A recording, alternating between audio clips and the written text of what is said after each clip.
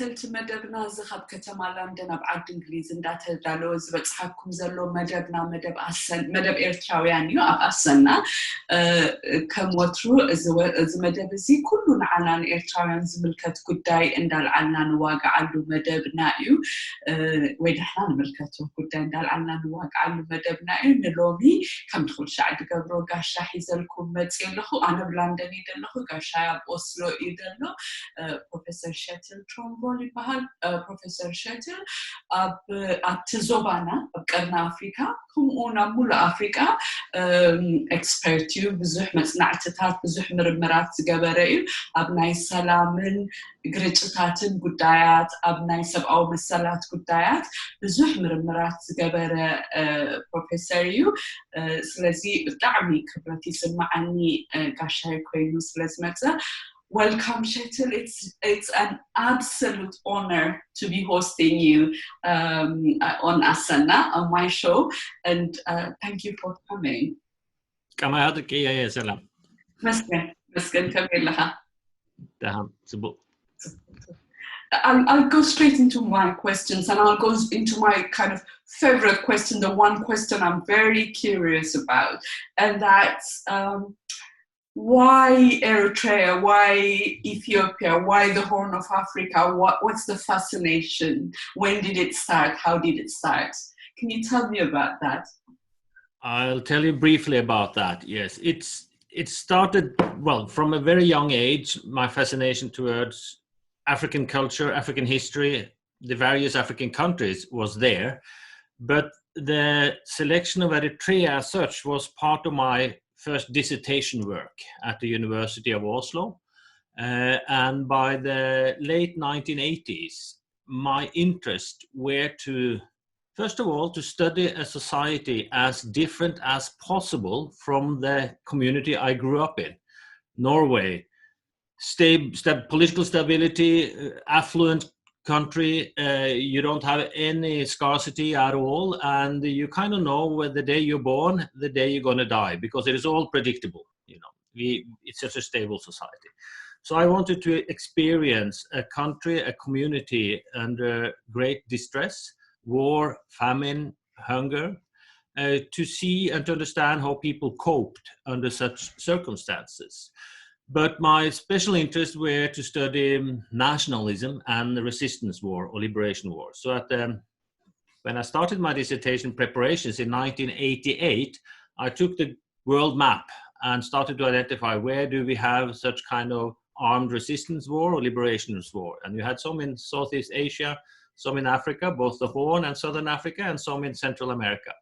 But rather quickly, I honed in on the Eritrean case and the EPLF liberation war, as I identified it at that time as possibly a once-in-a-lifetime opportunity to do research on the birth of a new country. That I saw the war was coming to its end, and if I managed, I could actually be present during liberation and see how then the EPLF organized the new state of Eritrea. And it was spot on in the sense that I was trying to enter the field a bit early in 1990 through Khartoum and into Nakfa, the liberated areas of EPLF, because EPLF at that time, they approved my research project and they gave me a research permit to enter the liberated areas. But they asked me to wait until some military issues were settled, and after some months I understood that what they wanted to settle were the takeover of Asmara. And that was kind of a blessing in disguise, because I entered Asmara in August 1991, the first batch of foreigners entering, and I was the first foreign researcher entering Eritrea at that time. And it was a blessing in disguise in the sense that at that time, EPLF was 100% obviously preoccupied with stabilizing the territory and kind of putting up the interim administration. and a young Norwegian research student was left unattended.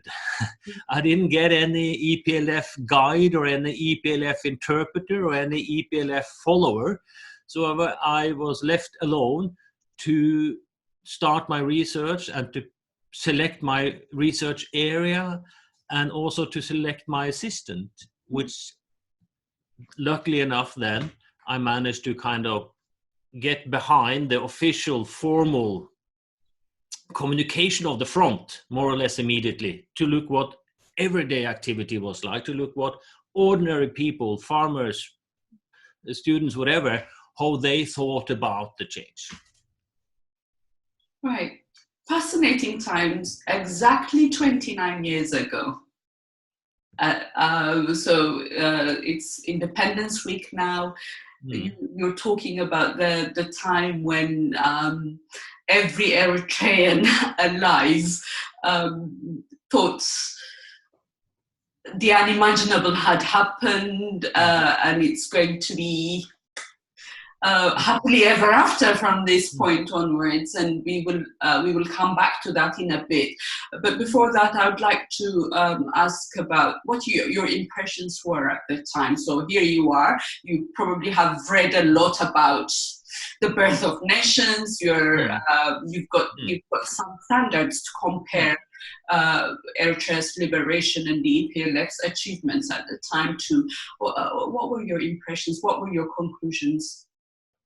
Well, yes, and again, I come to Eritrean studies from a bit different angle than most others, because most of my predecessors in research, if I can use that term, who studied the Eritrean War of Liberation and went to the field, they were also very much EPLF activists or Eritrean activists in their own home countries, mobilizing support, part of the solidarity movements and gathering support to the plight of the Eritrean people, which of course I admire.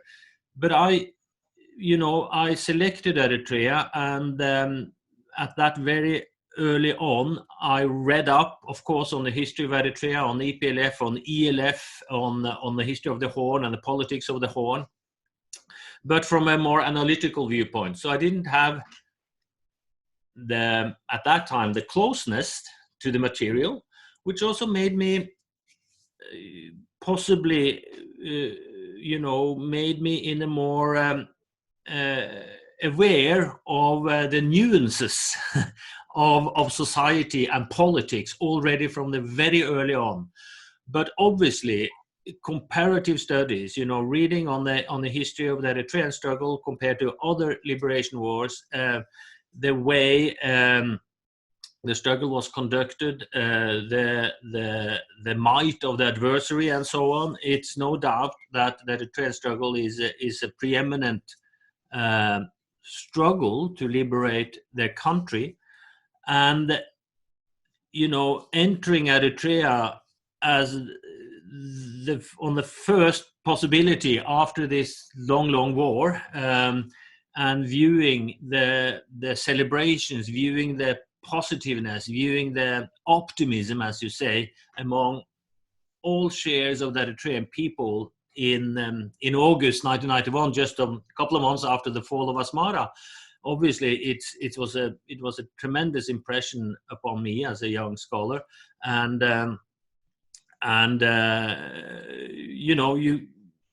you felt the dedication that everyone was behind the change, that everyone was willing to say, yes, we have reached our goal of independence. Now, let's go about to build a civil society. Let's go about to build a democratic society as we have struggled for so many years.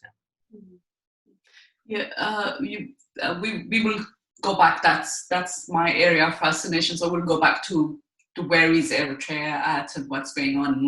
We will go back to that. But before that, Eritrea is not just one area. You've also done extensive work in Ethiopia, Zanzibar, and other places as well. Just give me a flavor. Tell me a bit about those places where you've done other researches too.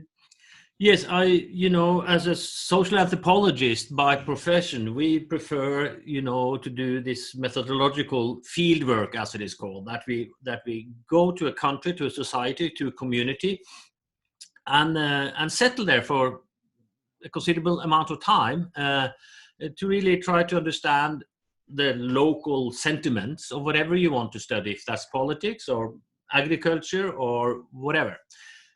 So Eritrea was my first long-term fieldwork from 91 to 93. 2 years I lived in the highland village of Eritrea. But of course, studying Eritrea and Eritrean politics at that time also immediately pulled me to Ethiopia as a natural kind of historical, political, whatever context. And living very close to the Ethiopian border, I also traveled to Tigray in the fall of 1991. To Mekele, to the Tigrayan villages too, to look at the comparativeness and also to try to understand more of the TPLF issues.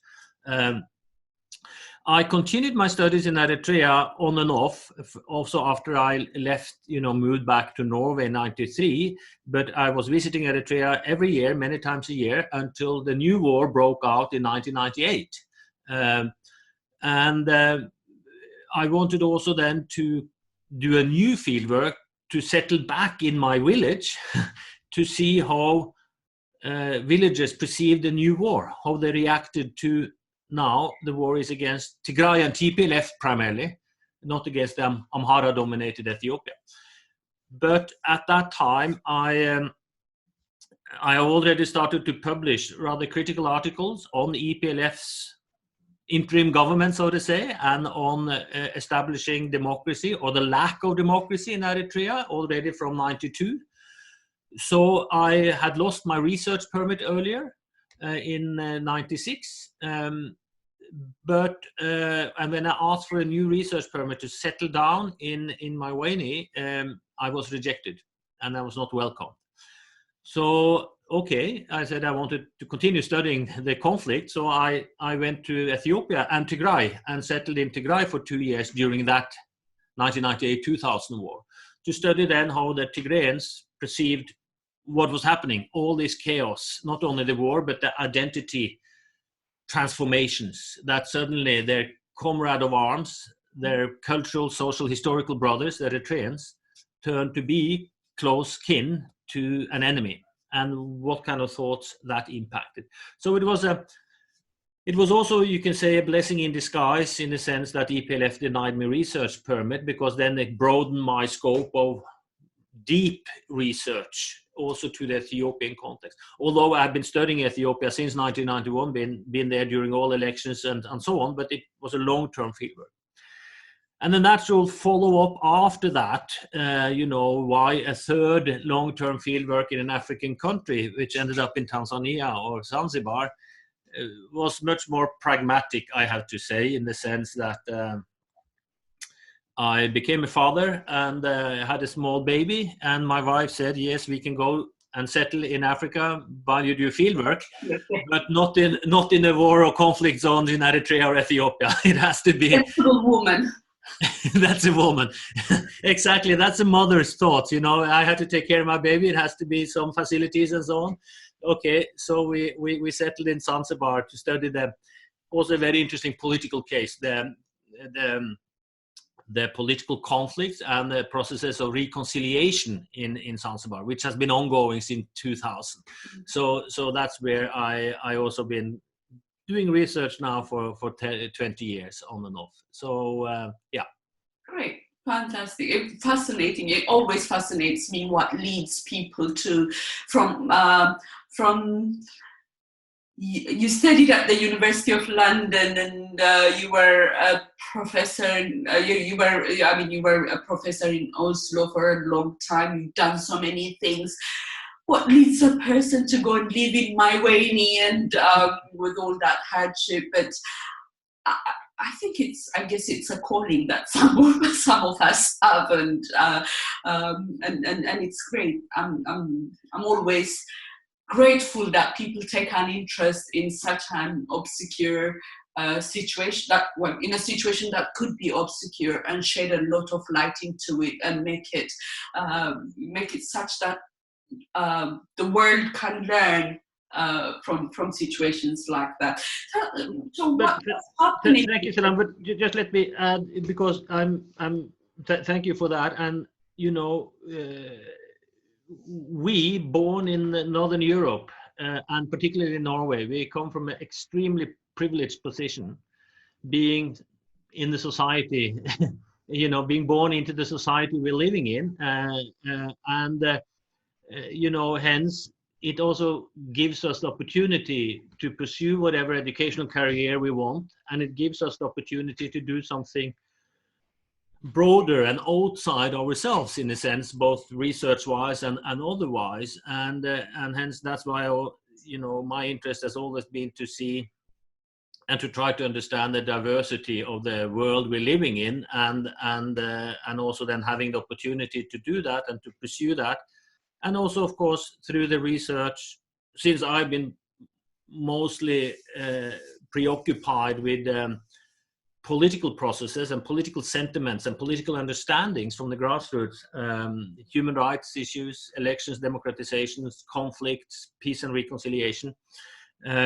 You also have an obligation to try to disseminate that knowledge, so to say, to either audience, to a broader audience, and possibly try to influence in a positive manner. If someone reads my articles or books, or I can give some advice on how to go about to try to change a dire situation. Mm-hmm. For my audience who are not going to necessarily have access to your books, not all of them anyway, which are fascinating books. I mean, I learned quite a lot from them, but what is happening in our region, and what are the lessons, what are the take-home points, what should we watch out for as the alarm bells, also as something to look forward to, like what's happening in our region? Oh, well, that's an extremely broad and complex question. We can use days to answer. No, I think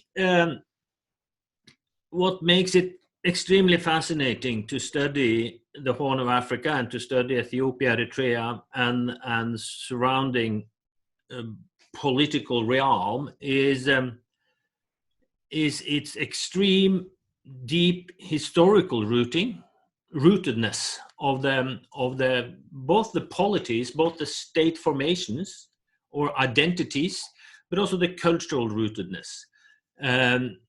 And which makes it a much more complex society in many ways to study, because you do have cultural historical narratives going back a couple of thousand years, but which are applied today in the current politics, in the current positioning, in the current contestation and discord. So you need to really have a deep understanding of that in order to go beyond the surface of what's happening in Eritrea and Ethiopia today. What's the takeaways? What's the learning points? That's a good question. And I think, again, as a novice researcher entering Eritrea in 1991, I was baffled by what I observed and understood at that time, that why are not people reacting to it differently? I mean, both international observers, but also some of the Eritrean elites at that time. Because in my view, you saw very early on that the development after the fall of Asmara was, first of all, let me stress, I'm 100% in favor of the Eritrean independence, and I admire and have full respect for the sacrifices of EPLF and the martyrs. So it is not any kind of belittling of the martyrs of EPLF or the ordinary rank and file soldiers. But you saw very early on that some of the political elements EPLF brought into power in Asmara were not conducive to the objectives of the struggle, to democracy, to equality, to respect for other people's opinion. When I witnessed the persecution of Jehovah's Witnesses in 1992, and it was open on the streets of Asmara. And I said, what's going on? Why aren't people protesting? Why aren't ordinary Eritreans saying, this isn't right? These are our brothers and sisters, our neighbors. We shouldn't treat them in that manner. When you saw the reaction to the fighter rebellion in May 1993, just after referendum, just after independence, I mean, yeah, how the fighters who had a just cause and a legitimate grievance to protest against what the ruling elite then decided, how they were treated, how they were rejected. When you saw, particularly noteworthy, obviously, the Mai Habar incident, where handicapped fighters, your most cherished heroes, were killed on the street because they had a justified claim to protest. When you saw the introduction of the new local government reforms in '95, which I studied when I lost my research permit because I started to criticize that, and then you heard the reactions from the villagers, and I remember very clearly Shimagle, the old village Danya, the judge in my village, who had served during the Italian administration as an officer, and a hugely respected villager. When the new system of local government were introduced then in Eritrea, he said, well, this is a system we know, because this is the Italian colonial system. This is the control from the center all the way down to the village. We are going back in time. And he became extremely depressed already at that time. This was before the 1998-2000 war. So it was so clearly visible that the developments were taking the wrong path very early on after liberation. And I think that the takeaway is the importance of institutions of checks and balances, not only the formal institutions of checks and balances to power, but the importance of ordinary people speaking up. Ordinary people speaking up, saying, this is not how I want the development of my country. This is not how I want that my fellow brothers and sisters should be treated. This is wrong. So the societal engagement, which was so strong during the struggle, which was so dedicated during the struggle, was kind of, I'm not saying dying off, but was diverted and was hijacked or co-opted by a very small elite of EPLF and directed in the wrong direction. And people were kind of, and it's very understandable when it comes to understanding or come to researching political transformations, particularly after such a long-term war with all the sacrifices the people have gone through, and then your liberation hero, the one who brought you freedom, suddenly turns into something else that's very hard to comprehend, that's very hard to grasp. So people were kind of paralyzed or blinded, and it became too late before they understood the direction it was taken. So it was a mixture of, yes, over trusting, but also I guess tinged into that was also apprehension in that, not to jeopardize this game, not to destabilize a situation. It will take time. We will, they will figure it out. It will take time. They're new to this. They won't. That there was a lot of that. I was in Eritrea in 1994, And as you say, I mean, I was very young and I have no idea, but already like to few questions I raised, the answer was like, no, we're not going to tamper with this. This is so precious, and lots of sacrifice has been paid for this. So we're going to be patient. We're going to, sacrifice a bit more. So there's that. I think it's a mixture of the two. Let's park Eritrea for a little while, because I also want to hear about that other fascinating place called Ethiopia to the south. Where do you begin? What the hell is going on in Ethiopia? Can you explain? Can you make sense of it for me? Yeah, well, I tell you what's going on in Ethiopia. Having studied that for 30 years too, and visiting, last year I was 10 times in Ethiopia. I was there in January, February, March this year. I was supposed to be there now, but crossing each other. Yes, exactly. So trying to figure it out, trying to understand Ethiopia, it's a tall order, but it's. A lot of things are happening at the same time. Some of them positive, some of them promising, others very negative trends. The positive trends is, of course, the opening up of society after Abiy Ahmed came to power in April 2018. That you have an acceptance, or he opened up and you got an acceptance of plurality of political opinions and also civil society opinions, that everyone could engage in whatever activities of development or politics they wanted to do. But opening up and authoritarian state from one day to the other, an authoritarian state who have been suppressive and authoritarian for 2,000 years. Ethiopia has never had any democracy, has never had any openness to talk about, which have been institutionalized for a long time.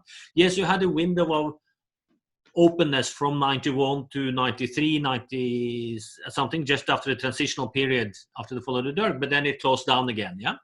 So by that sudden opening and dismantling of the authoritarian state, you also had old conflicts which had been held at bay with the authoritarian structure coming back to the surface.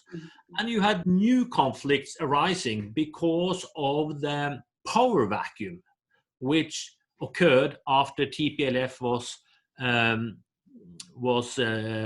kicked out of Addis, to use that term. Yeah? And which created new power struggles and new conflicts at regional and local levels, more or less throughout Ethiopia. And the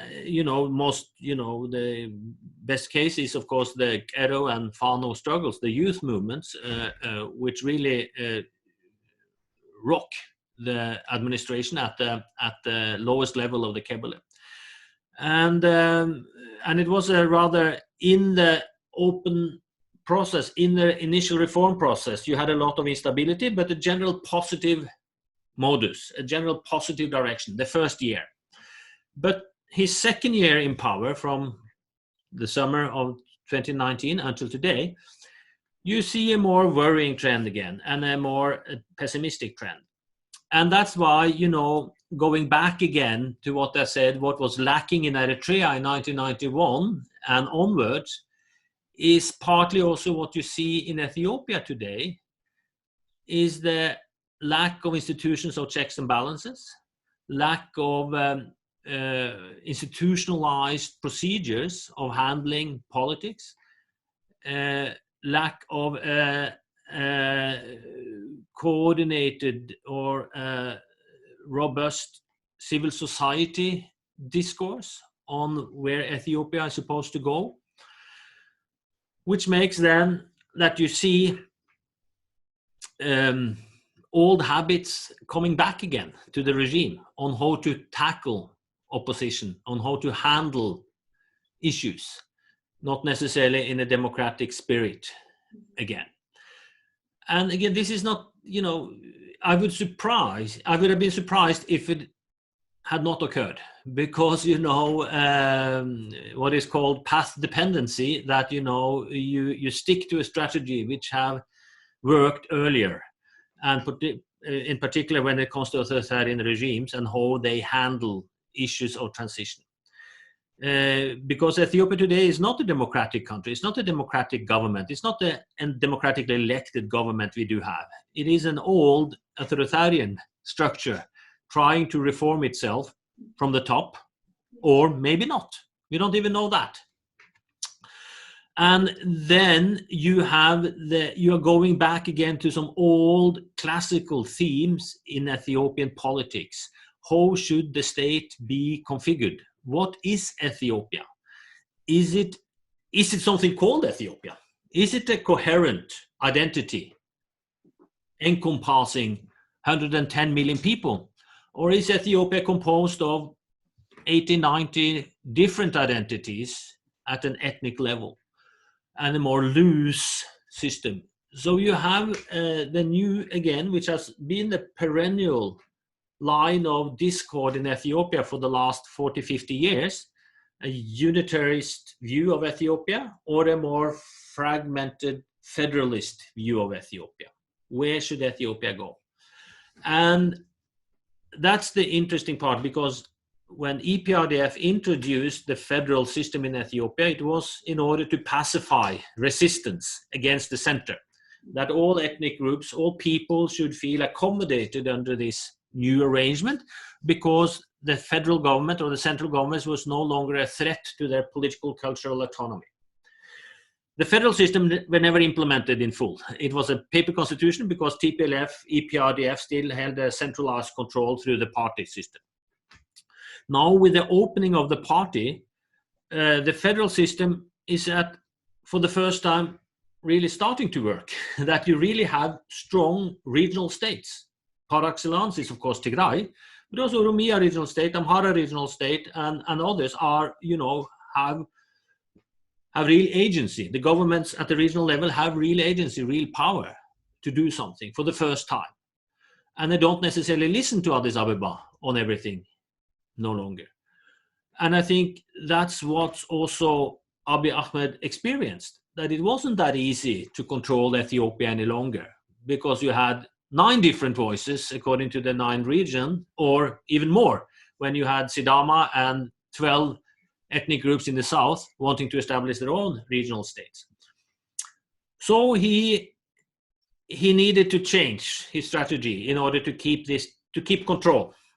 Hence the introduction of Prosperity Party. For the first time, you have a unitary party again in Ethiopia, since the Workers' Party of Ethiopia during the Derg in power. And that in itself has created strong anti-reactions, particularly from Tigray, as you see, but also from other parts. Oromos in particular, the Kero, the Oromo youth who brought the change, who brought Abiy Ahmed to power to be representing the Oromo voice at the center. Where is the Oromo voice at the center of Ethiopia today? It's hard to see, actually. It has disappeared. It has been muted, or it has conflated with the Ethiopian voice.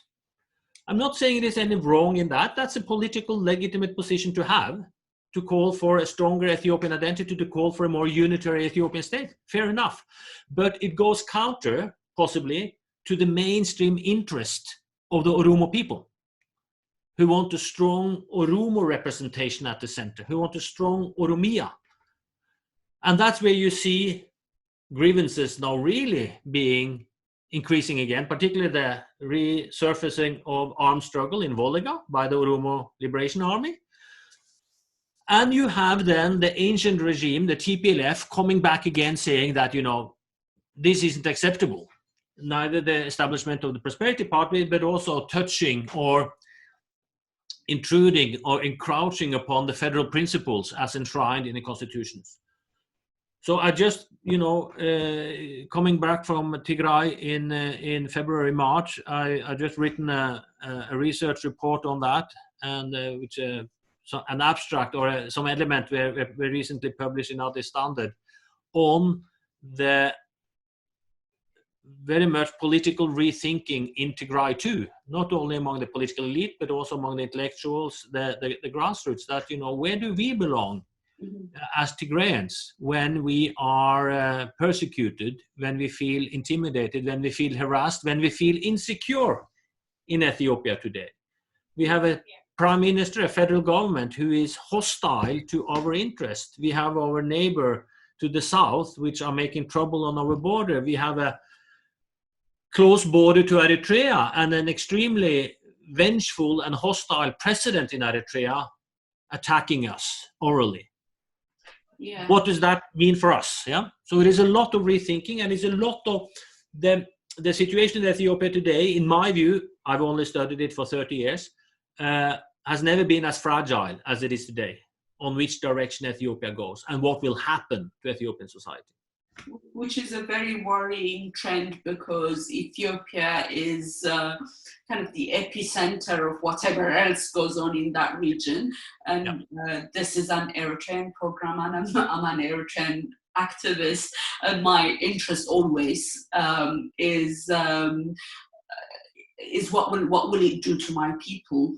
And just, all the questions that you raised about what Tigrayans are asking are like 10 times more in Eritrea. If we had a voice inside Eritrea, if people were able to talk, this would be exactly the exact questions that they would ask.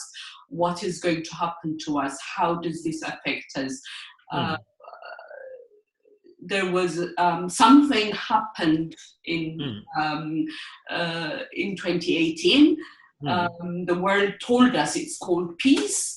There was even a Nobel Peace Prize attached to it, and it came on the back of years, decades of telling us we're in Eritrea, we have to sacrifice, forego everything because there's war. We're in a war, no peace situation. So where did the peace between Ethiopia and Eritrea, where did that leave the no war, no peace situation? What can you are an expert in peace and conflict. What does it mean? What should we call it? What is it? What happened between Ethiopia and Eritrea? Yeah, that's a conundrum too. Absolutely, and. As you know, when the war broke out in 1998, I wrote together with a colleague, Tekeste, a book called Brothers at War, making sense of the Eritrean Ethiopian war, seeing the trajectories leading up to the war. Now, over the last number of years, I've done research parallel to your own on the border of Tigray and Eritrea. And just earlier this year, I published an article called Brothers at Peace, people-to-people reconciliation between Eritrea and Ethiopia. And I think there are very positive elements you see, but you also see some negative elements, obviously, of the so-called peace process between Eritrea and Ethiopia. To take the positive first, I think over a number of years, but accelerating more recently, is a reconnecting the people of Eritrea and Tigray, Ethiopia. That the former enmity, the former hostility, which was of course engineered by the elite, but which trickled down also to the people-to-people interaction, that has disappeared. That you see a coming togetherness. And particularly, observing this brief window of 3-4 months when the border was open between Eritrea and Tigray, and you see the scenes of reunion, the celebrations, the embrace, it was extremely touching. And I think that has, the manifestation of that could not have happened unless a formal peace was established, because it did open the borders. But the people-to-people contact has been ongoing for a longer time and is still there. And as I said, one of the best empirical evidence we do have of the closeness between Eritrea and Tigray in terms of cultural or affinity of closeness is the fact that, I don't know, you might know better, but maybe something about 500,000-600,000 people have fled Eritrea, crossing the Tigrayan borders into Tigray. As far as we know, there is not one incident. There is not one incident since 2001 until today where an Eritrean individual has been harassed or attacked or misused by Tigrayan peasants who received them, or by Tigrayans who received them on the other side of the border. Not one incident. And we're talking about 500,000-700,000 people. That shows something, that Eritrean individuals have never been perceived as enemies by ordinary Tigrayans. And I think likewise on the other side. Of course, during the intensity of the war, it is a different matter. But outside of that, you have had that bond of commonness. And that was also manifested after the opening of the border in September 2 years ago. But so that's a positive thing. But on the more negative or the more skeptical issues here is the question, why did the peace process come about in the first place now? What was the intentions? What were the motives behind the two people creating it, Abiy Ahmed and Isaias Afwerki?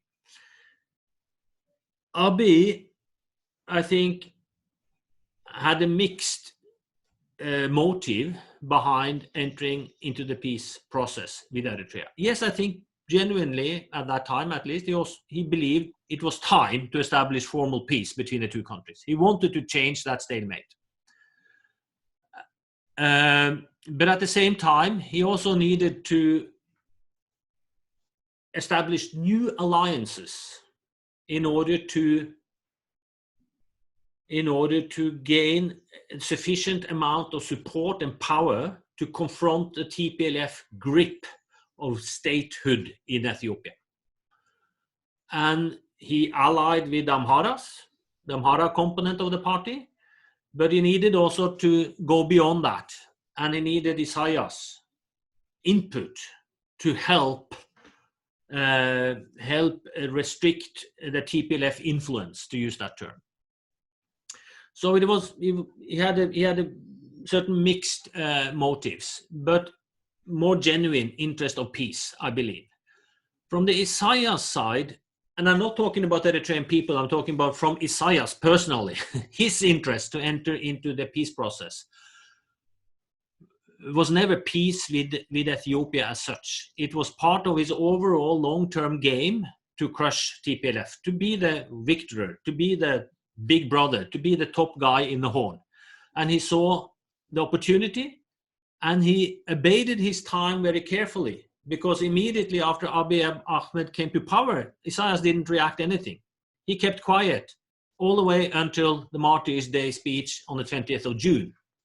3 months after Abiy came to power, he went out, because then he was sure that it was a true change of power in Addis Ababa, that TPLF was really being marginalized, and he could ally with the Oromo component and also the Amhara, paradoxically, component, in order to take revenge upon TPLF and Tigray.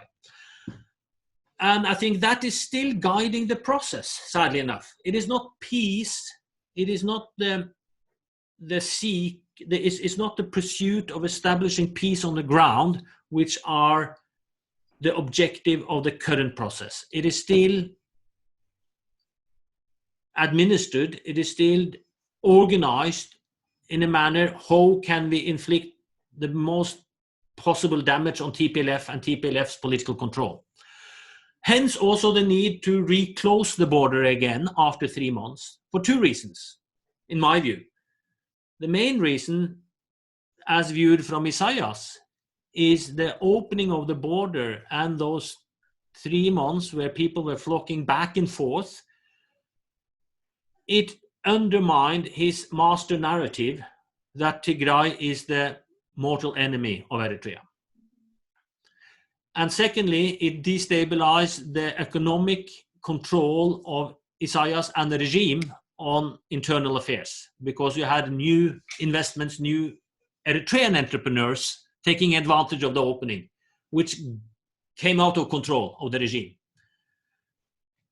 So he needed to close it, primarily because he lost control of the master narrative, but also on economic motivations. And on the Ethiopian side, also motivating Isaias to close it again was the main beneficiary of opening of the border was Tigray and TPLF. So he didn't want that to happen. And neither necessarily did Abiy want that to happen. So, but the decision to close the border again was taken by Asmara, not Addis. So they needed to close it. And of course, in all of this, as the Eritrean-Ethiopian border, the main chunk of that, the contested territories, the deep history is Eritrean-Tigray border. And Abiy doesn't control the border, Mekele controls the border. And they are left out of the peace talks. So the peace will never be established on the ground without the participants on the ground being included in it. Yeah. And I mean, for me, actually, it's you put it in the most positive frame, which is it will not be attained. But for me, if you take the objectives on either side, the objectives of Abiy and the objectives of Isaias, if that was to come to any fruition, it means civil war in Ethiopia, effectively.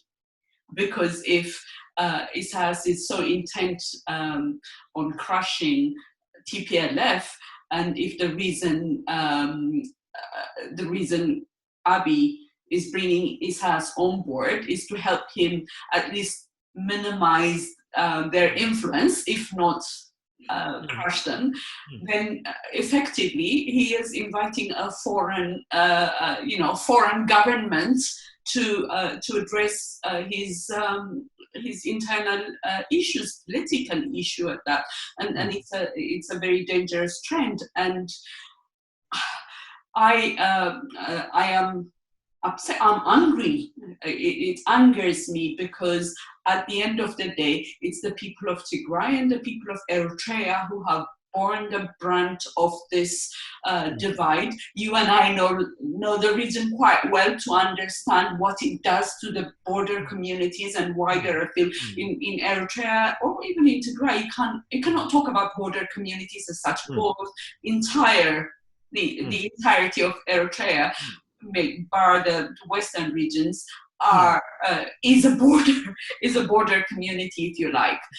Same in Tigray. The whole of, you could say, the whole of Tigray is intricately related to that border, and that cross-border community suffers economically, suffers culturally. Families suffer. And I think that's what hasn't been gained, that's the opportunity that has been lost. And that brings me to a thinking, and I'd really like to hear your views on what should the Ethiopian-Eritrean relationship, what should the Tigrayan Eritrean relationship should look like if peace was the objective. Yeah, if peace was the objective.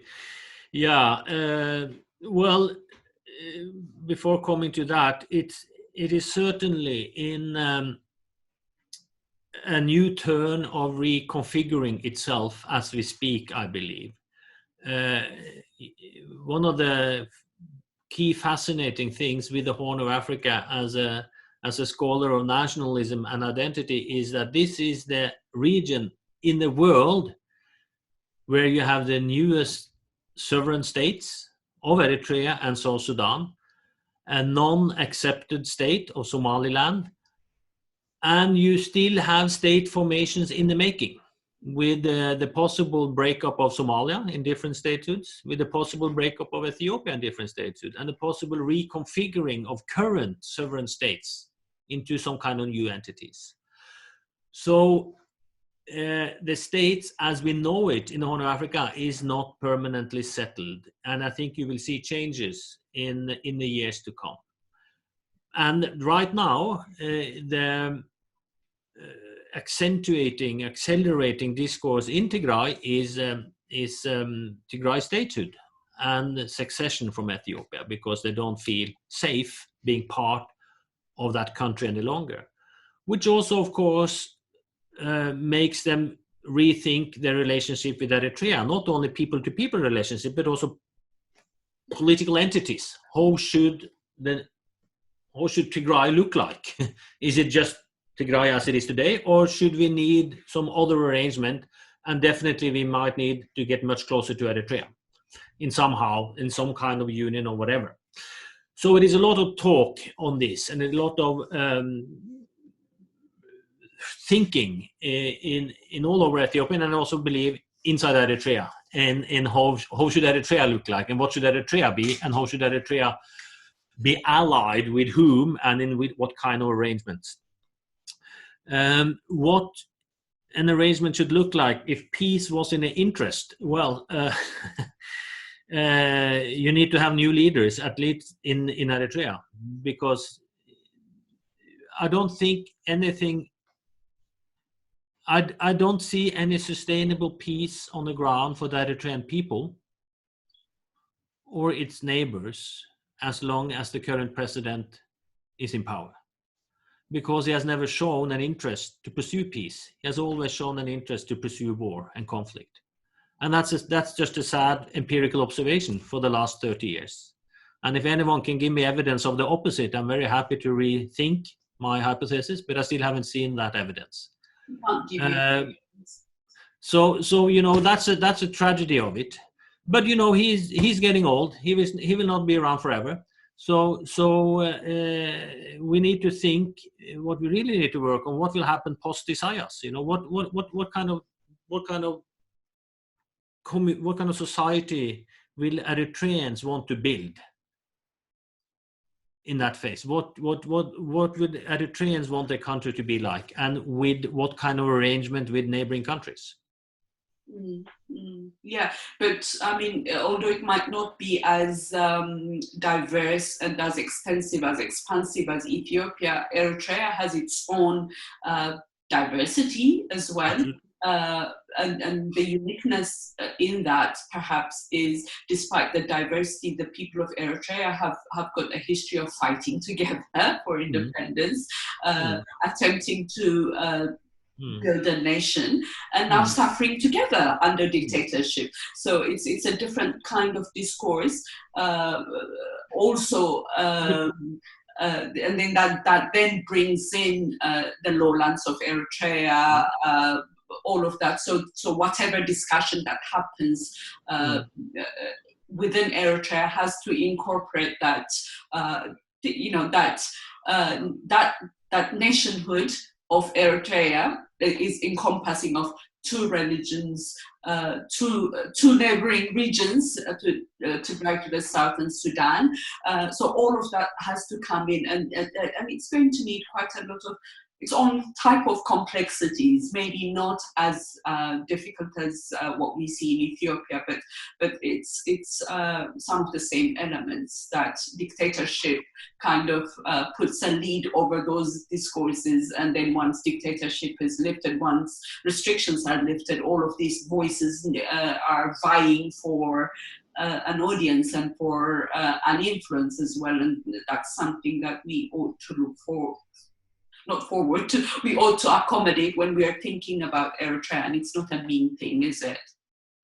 I'm very happy that you draw attention to those issues, Selam, because yes, Eritreans have the same history or the same destiny or the same sacrifices both during the struggle as during the current dictatorship.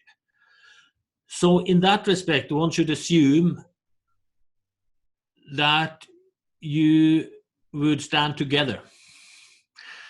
You stood together during the War of Liberation.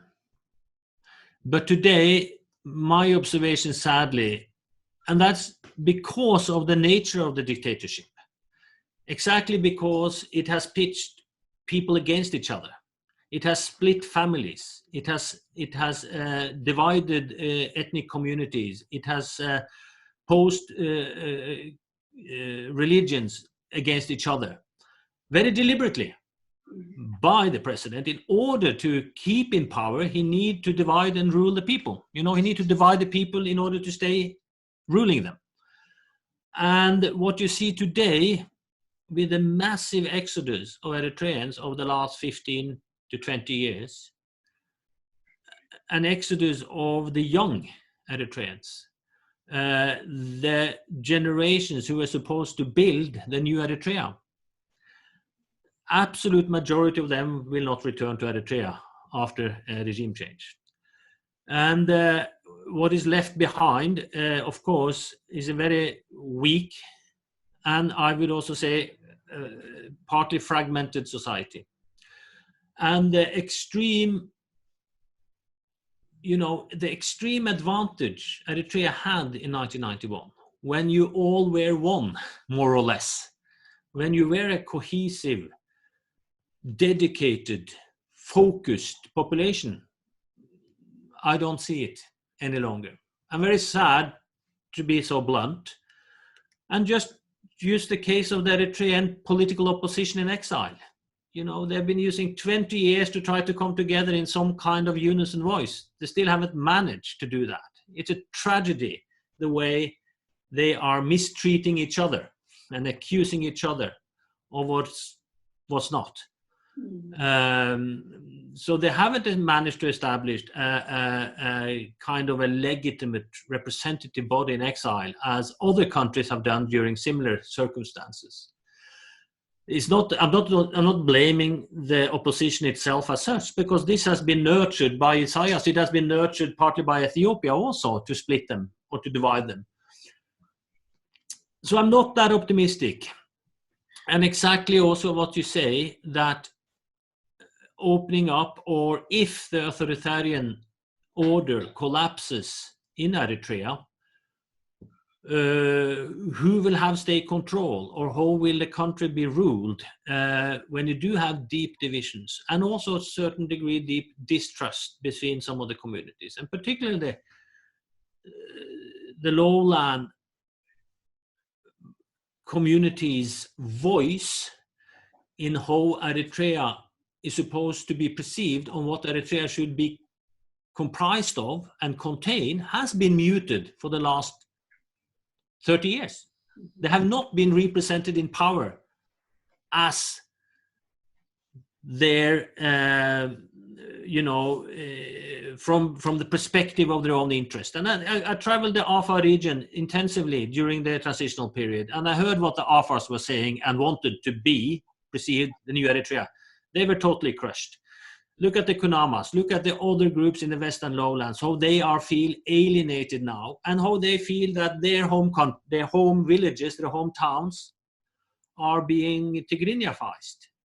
It's Tigrinya administrators, it's Tigrinya language, it's and they feel encroached upon culturally and also politically.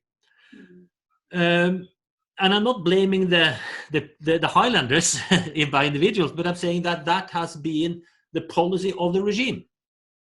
Yeah. So you have a huge task. It is. When Eritrea is changing, to come together again, to see that we need to find a common understanding on how Eritrea should be, and what it should be containing, and how we should look forward. Yeah. It's not there yet. And I think the operative concept here is rethinking, isn't it? Rethinking, not assuming that what was there the last time we looked will still be there, because societies change, the dynamics is quite strong. War does havoc to the fabric of society and can make it unrecognizable when we look again.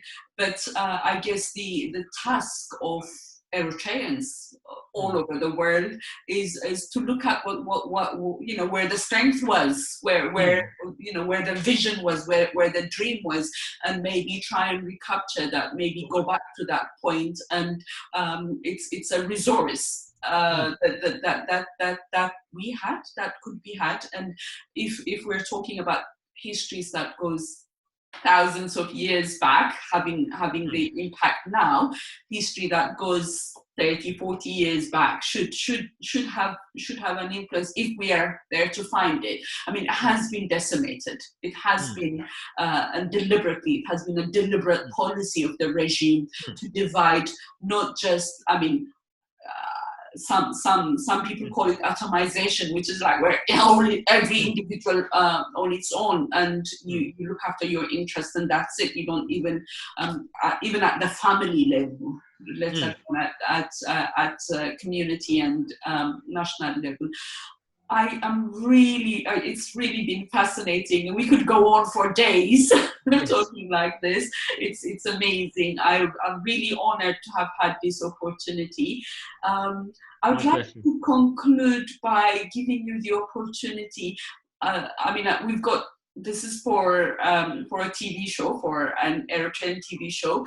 We've got audiences all over the world, but the audience that is closest to my heart, my focus of audience, is the people inside Eritrea who don't have access to much information, but they will have access to this. And I would like to give you, Professor Tronvoll, the opportunity to speak directly to the people inside Eritrea. Well, I'm honored to have that opportunity, Salam. Thank you. And I would say that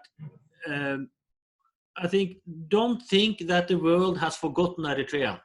There are many people outside Eritrea who are extremely concerned and worried and are working very hard to try to look for change, to try to look for opportunities where Eritrea will come back again to its right direction, to its right development path, and to become the true, genuine democracy you all struggled and sacrificed for.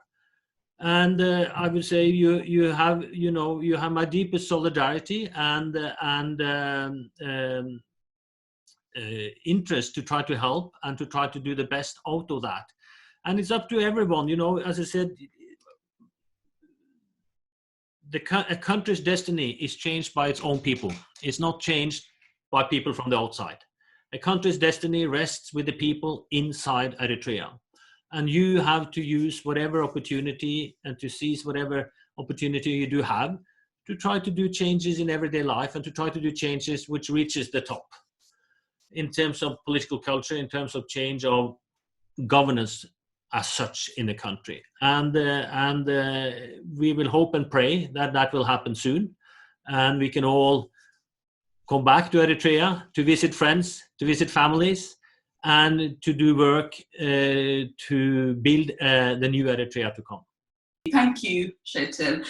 ተኸታተልቲ መደብና ነዚ መስል ነይሩ ከምቲ ኣነ ደስ ኢሉኒ ዝተኸታተልኩ ንሸትል ንስኻትኩም እውን ደስ ኢሉኩም ተኸታተልኩምዎ ብዙሕ ተማሂርኩምሉ ክትኮኑ ተስፋ ይገብር ስራሕና ቀጻሊ እዩ ጉዕዞና ቀጻሊ እዩ ዓውት ከዓ ናይ ግድን እዩ ንኩሉ ሕብረተሰብና ንኩሉ ኤርትራዊ ንኩሉ ህዝቢ ዓለሙን በዚ ዘሎ ኩነታት ሰላምን ጥዕናን እንዳተመነኹ መደበይ በዚ ዓጹ ይረአ